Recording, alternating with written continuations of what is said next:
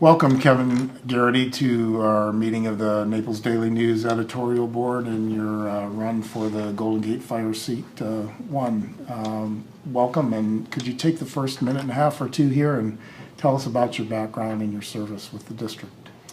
Yes, Alan. Well, I'm a career firefighter.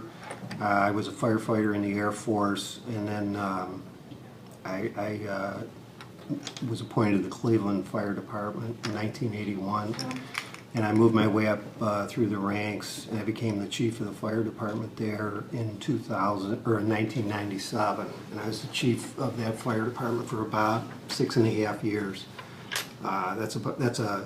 We had over 1,050 firefighters, uniformed firefighters, plus our civilian staff. I moved here with my wife and family. I retired in 2004, and my wife and kids and I moved down here. We have 4 kids. We live out in Golden Gate Estates. I'm currently, my job is I'm the Director of Operations for Barefoot Security Services, a local security provider. And I'm also a fire commissioner in Golden Gate. I was appointed to a vacancy by the board in 2009. I ran unopposed in 2010. And now I'm running again for this seat. Do you have any idea, you were unopposed in 2010, this time you've got a challenger, any idea why you drew a challenger this time? Well, I am an unabashedly pro-consolidation person on the board. We had a turnover in East Naples of 4 of the 5 seats, which brought some consolidation-minded people in to work with. So we are, of course, we have our merger on the ballot in November, and I believe that some of the old guard, it makes them nervous. They see that they see the way things are going, and consolidation is really gathering some steam. And I think that's what's bringing out some of these candidates from the old days. What was your impression when you came down here from a department the size of the Cleveland Fire Department and you saw Carter County with a dozen or so different fire departments, districts out? What was your impression of that? Well, I was here for quite a while before I even could figure out what was going on. I'd had enough of the fire service for a while at that point when I retired, and I didn't really get involved in anything when I first came down. But then as I began to realize how it was organized, it was really, it was amazing to me to see how poorly the fire service, EMS service was organized in this county. 9 fire chiefs. I did an analysis when I first got appointed to the board, and in Cleveland, with 1,050 uniformed firefighters, we had, I think, 37 chief officers in that department. And I studied this down here when I got there, and there was around a little over 400 people on all the fire and EMS departments in the county, and there were, I think, 45 chief officers of some sort in those, supervising those people. A management ratio way out of line with what's required. And so what do you see as the advantages of consolidation? Well, there's 3 major points on consolidation. One is that it's more efficient. You don't need 9 fire chiefs. You don't need 9 payroll departments, 9 assistant chiefs, on and on and on and on. We spend way more money up on the top end of administering these departments, and what I want my tax dollars to do is to go and fund highly trained, well-equipped firefighter paramedics in our neighborhood fire stations. Those are the people that save people's lives, not the chiefs. Despite being one, I like fire chiefs, but they're not the people that actually save your life when you're having a heart attack or when you're trapped in a fire. The second point is a safety issue. I've worked at many fires over my career, and a unified fire department under an incident command from one department is going to operate much more efficiently and much more safely for the protection of the firefighters than departments that interact together. It's just a fact of life.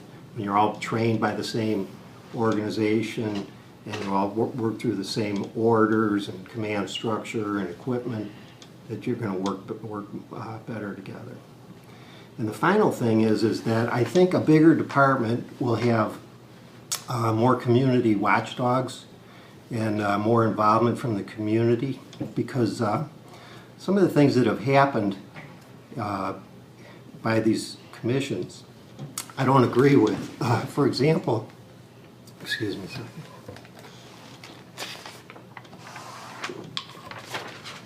For example, in East Naples, they have a policy where for every 2 years you're on the commission, the taxpayers will pay 1 year of health care for you and your family. So there's a fellow who was voted off the commission down there. He was 28 years, excuse me a second, I'm sorry. So this is after they leave the fire commission. For every 2 years they've served, they get 1 year of health benefits? Yeah, for them and their families. Could cost, $15,000, $20,000 a year. And, for example, there was one fellow down there, he was there for 28 years. He gets 14 years of health care after the voters take him out of office.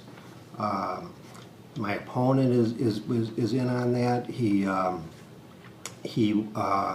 I think he gets his on till 2023, and I just think it's something that's not right. And I think that a bigger department will have more involvement from the community, more people keeping an eye on what's going on. Does Golden Gate offer that same benefit to folks, or it's only in East Naples? We do not. Okay. No. They're the only department I know of that offers that. There's been some criticism about the merger specifically with Golden Gate and East Naples, that it might be considered a bad deal for East Naples people since Golden Gate comes to deal with a considerable amount of debt and East Naples doesn't. How do you answer that? Well, prior to my appointment to the commission, what they did was they took care of their infrastructure needs through a mortgage. They went out and they borrowed about $8 million to build a new fire headquarters, a new fire station, upgrade of an existing station, and purchase some apparatus. That is down now to about $6 million that they have debt on that. We are making the debt service payments. There's a plan put in place. There's no problem making it. We did do interest only for a while during the downturn. East Naples, on the other hand, did not do that. They have some severe infrastructure requirements that are coming. They do not have a fire headquarters, and they do own a piece of land that's worth about $1 million to build a fire headquarters on, but you're talking $3 to $5 million to build a fire headquarters. The consolidation makes that issue go away because they've already pre-built in Golden Gate, and the facility they have will serve us, both departments, for decades to come.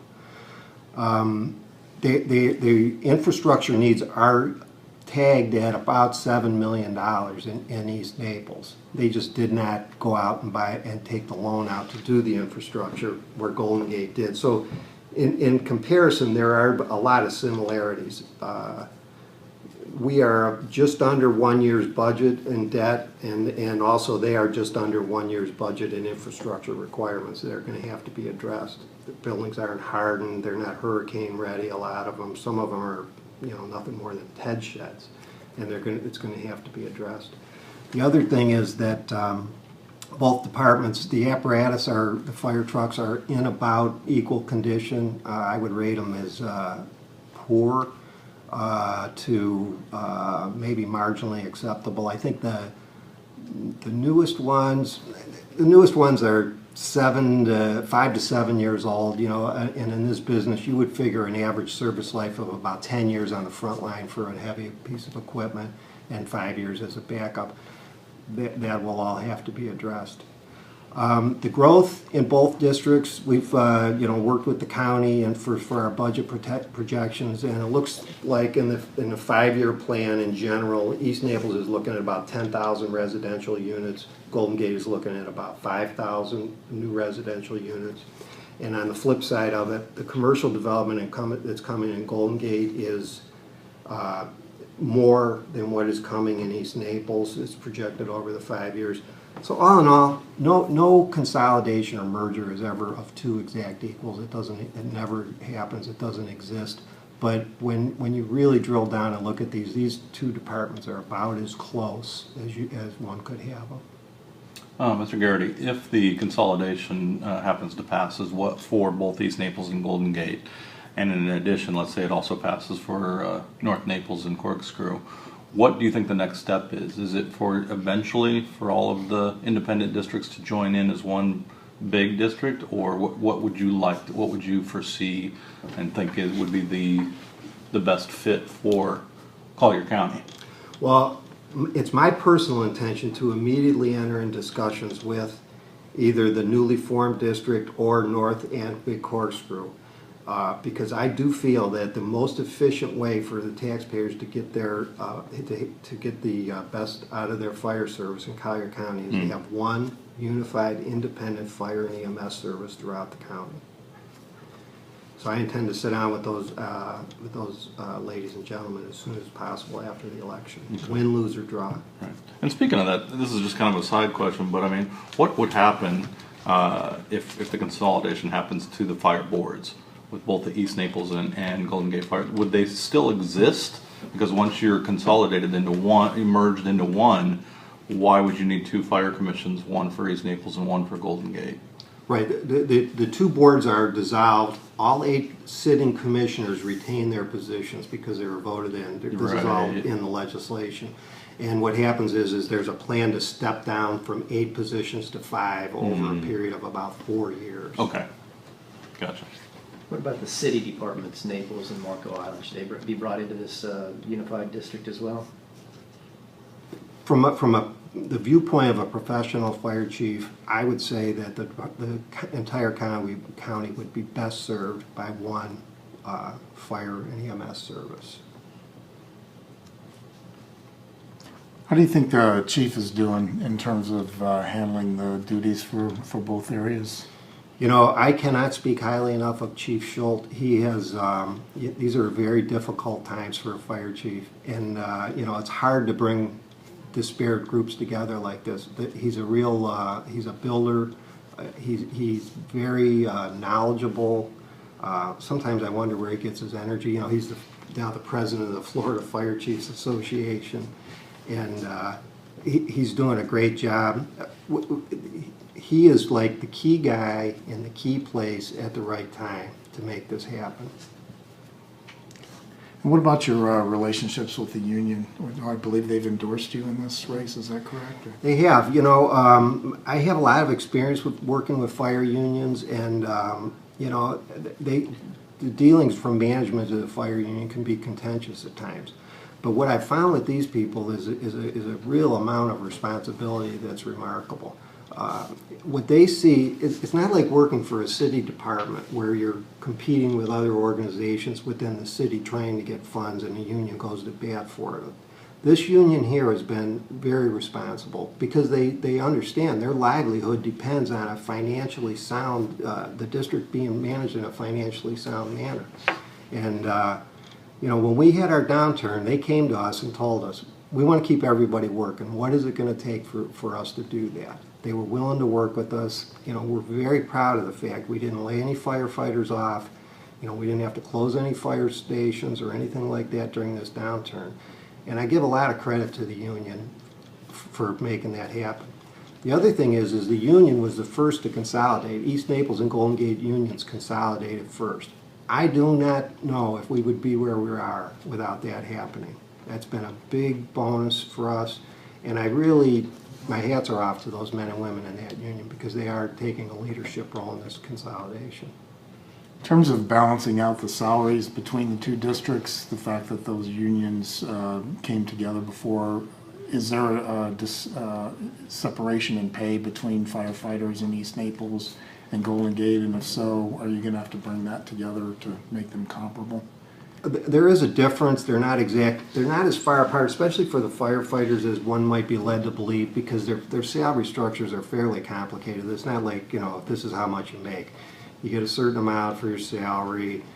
Some of them work different hours. They work a few more hours in East than we do in Golden Gate per week. We work in 52. I believe they're working 56 hours a week.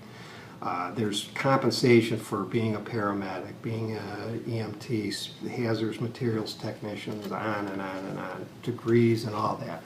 But there is a salary differential, and we've talked to the union about it.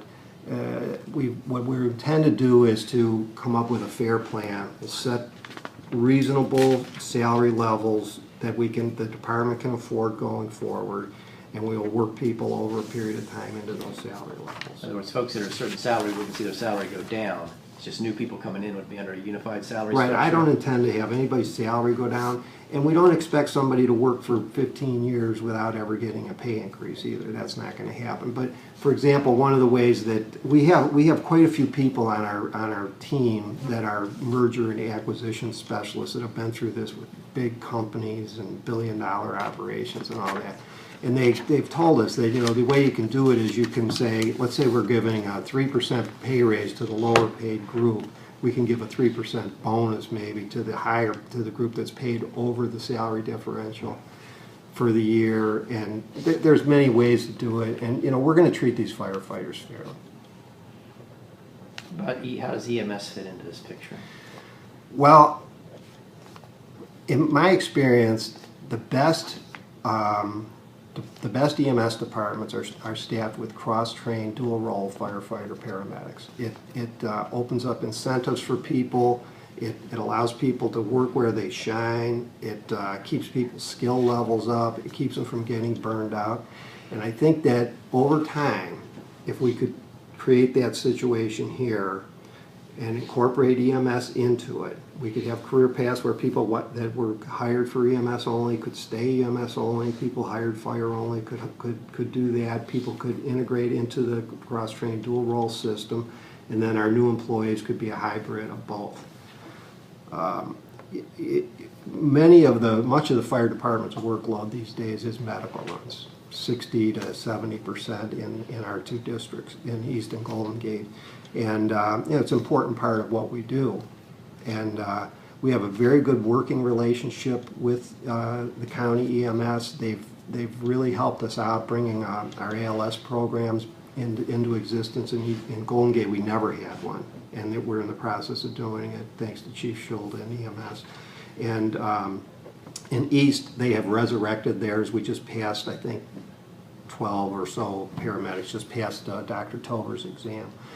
So we have a great working relationship with them. The other person that really does a good job for the residents here is Chief Kopka. The guy is an outstanding leader in that organization. And we do not have this tension between us and EMS that exists some places. We are partners with them. We don't have problems on the street with them. We work together well, and we want to integrate the whole thing with them. Do you think there are some calls? It seems that anytime a 911 call is placed, that they send every type of truck, the ambulance, the fire truck, the police. Are there some calls, should that be revised and be worked out with all the stakeholders where, they're specifically just sending what is just needed? Or, there are times where all are needed, but sometimes you may only need a police officer, or you may only need an ambulance, or is that something that you would seek to, after consolidation, that you would seek to bring to the table? Yes, there's a system. It's called Medical Priority Dispatching System, and the call taker will screen the caller of the emergency to find the level of what the emergency is, and then dispatch the appropriate units. What happened, I believe here, but it's happened a lot over the country, was that interview got to be so lengthy that it delayed the dispatching of the apparatus. But there are ways that have been figured out to work around it. And yes, I don't think when somebody twists an ankle, we shouldn't necessarily be sending a fire truck to take care of that. It's not a good use of resources.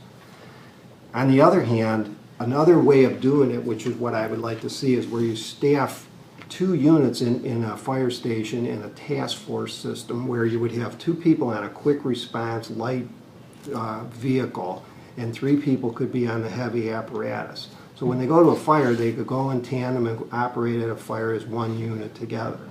When somebody does twist their ankle or have a heart attack or whatever the issue is, the quick response unit can be dispatched, and they can take care of the medical system there and assist the people on the transport unit. Do you have those quick response units now? We do have, we have put 2 of those units into service since we've been operating under our interlocal agreement. One down on Beck Boulevard at 72, and then what is great about this plan we've been doing is at Station 75 on Santa Barbara was an EMS station. And with our cooperation with EMS, we were able to relocate the ambulance out of there over to Station 20 in East Naples, which is a much busier area. They were able to staff a unit at Physicians Regional, which is a much busier area, and we moved a fire rescue unit into that EMS building. Just about a week ago, that unit responded to a call in, I think, Riviera Estates, where a gentleman was in cardiac arrest. They defibrillated him, converted him, and they checked himself out of the hospital. So we already see our plan work, and we've already got it saved to the credit of those firefighters from our plan. We've hit 20 minutes here. Are there any final thoughts you want to add to anything you said here, Kevin? Well, I just want to say I came here to consolidate these departments to make sure that we have highly trained, well-equipped firefighters working in fire stations in our neighborhoods when we have emergencies. As close as I could possibly be, I would really like to have another 4 years to get this job done.